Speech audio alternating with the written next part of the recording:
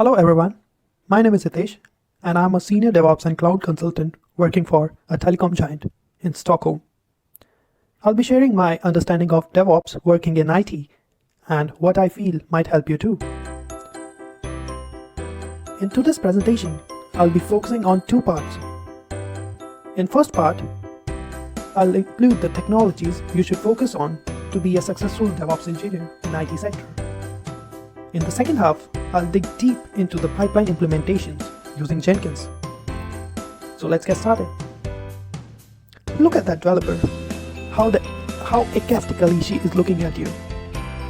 This is because she has done her job of delivering new feature and now it's the responsibility of operations team or ops team to handle all that mess on the production environment. We need someone in between to understand both the sides and take ownership. Here is when DevOps come into picture. As you can see in this Venn diagram, DevOps is in the middle of different teams. One problem what we actually can't figure out is where to start in DevOps.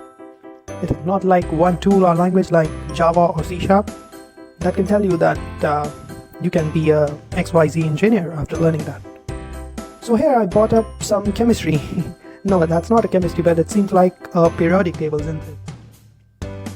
Here you can see various segments or key areas of DevOps that you should be aware of. I could explain it, but I want to limit the presentation to 9 minutes maximum, so I recommend you to review it and let me know questions in the comment section. One tool you can see in the middle in orange color is Jenkins. So let's get our hands dirty working on its pipeline. Yes, so here we go. If you have created a Jenkins job, you would be familiar with this interface. This is the place where we select the type of job. Like we can select a pipeline job right from here or a freestyle job. So let's select a pipeline job and name it like maybe a pipe. That's a funny name, I know. In the next, we see the configuration page of the job. You could do a hell lot of stuff here, but I'll focus on the main essential thing that we do in a pipeline job. Broadly speaking, a pipeline job can be written in two ways in Jenkins. First one is a scripted pipeline approach. The second one is a bit new called declarative approach. In the scripted pipeline, the script is written in Jenkins UI. It is defined in a node block, whereas in declarative pipeline, we write a code in a file and push it into version control system. It is defined in a pipeline block.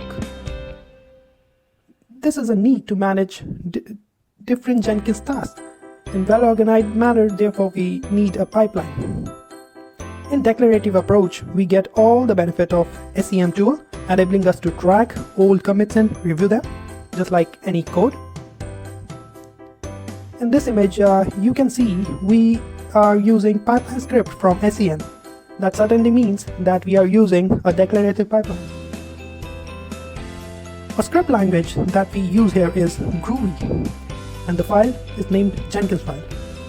These are the defaults. You can see Jenkins file residing in the bit bucket in this figure. Now here comes the example of a basic declarative pipeline. In the pipeline block, you can see agent keyword. That means it can be executed in any Jenkins executor available. Stages block has different stages of build, test, and deploy respectively. What are the steps in the pipeline that I prepared? So let's read out. First is testing and building SBT play code. SBT play is actually our backend code that we use in a big data project. Secondly, there is a generate coverage report. So once SBT has built a package, the artifact, we prepare a coverage report and we analyze the code. If the code coverage is less than certain level, certain percentage, we declare that build package as not up to the project criteria, project recommended levels, and we can just fail the job. In the third section, we are building the UI code. backend works with a front end. So here we go. This UI code can be any front end, like maybe an Angular. We take the backup of existing working code before removing the files. Validation checks are done before the deployment, like the configurations, the settings, working on the prerequisites. Now we are deploying our code of SBT, backend, and UI. That's the flow. So here you can see the figure of how the pipeline implements. All these greens are the successful pipeline stages, and it shows the average time taken by each stages. On the top you can see the average time of all the historical stages. The red ones are the failed, and you can see the leftmost row where it got failed.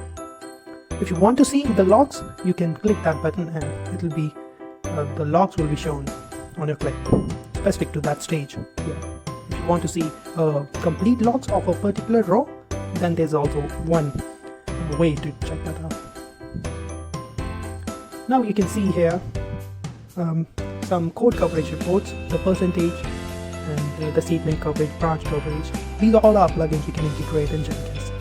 We can fail the job if that goes lower than our recommended project percentage set by the project manager. So we have deployed our working code in staging or production environment. Yeah, that's CD. Here comes the take-home message. So there are 3 stages you need to go through to be a successful DevOps engineer. Yes, these are the stages prepared by me, so it may vary, and you have full opportunity to argue with me on that. So firstly, to start with, you need to talk to industry experts who are working in DevOps to know which technology they are actually working and what is the demand in IT industry, and set your goals accordingly. This is the first. Then moving to the second, you should be having some knowledge of scripting. A scripting language is must to start with. If you don't know any language, then I recommend to start with shell scripting or a PowerShell if you are working for Microsoft or you like Microsoft over Linux. They both are equally, at the same level. This will help you to build up the understanding of automation, and we do sometimes need it for our projects. The third step is the mounting. Yeah, those names are like that. Once you learn the scripting language and have an overall understanding of concepts, jump to more fancy languages like Golang, YAML. These are used for like Docker or Ansible, and various other implementations can be seen in Azure DevOps. And then you can move into Kubernetes and different there are a lot of technologies, and once you excel in that, you can land your dream job. So here's the summary of what we have done so far. Pipeline can be implemented using different CI tools like Jenkins, Bamboo, GitLab CI being the most famous ones. Pipeline explained in the presentation is an example. Different languages and tools can be used to implement different combinations of pipeline depending on the organization needs. To start working as a DevOps engineer, talk to industry experts, get yourself into it, choose the right tool that is widely used in the companies and interests you the most. That's the most important thing. Thank you so much for being with me in this presentation.